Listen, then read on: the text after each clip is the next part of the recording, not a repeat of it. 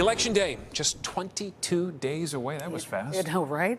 But new polling specifically by NBC News, is showing that momentum is slowing for both presidential candidates. NBC5's Courtney Sisk is here now with the latest numbers for us. Courtney?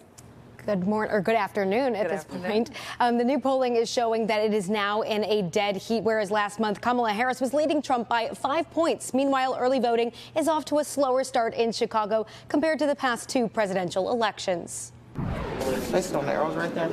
The early voting super site in downtown Chicago was off to a slow start Monday morning, reflective of the past few weeks since the site opened. Early voting in Chicago is down a little bit from 2020 and 2016, since we've seen from previous election cycles. As of Sunday night, just over 7,000 ballots came in for early voting at Chicago sites. Where we're at this time, we see around over 12,000 early votes for both the 2020 election and 2016. However, what we're seeing is a healthy vote-by-mail turnout so far. This will pick up in the next 3 weeks.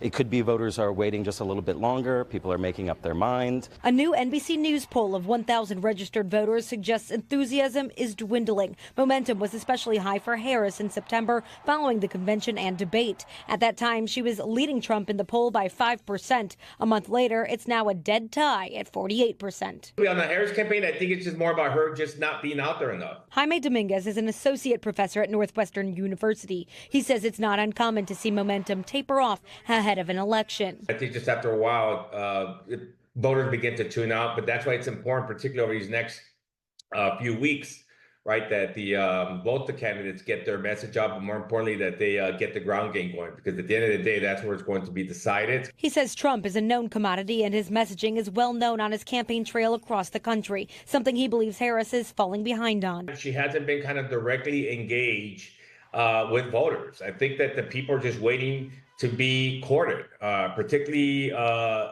minority men. The new poll does point to a deep gender gap between the two, with Harris leading by 14% with women and Trump 16% of men. Chicago Board of Elections officials expect voting totals to increase starting next Monday when voting locations open in all 50 wards. That's when eligible Chicago voters can go to any site across the city. So still getting down to the wire here.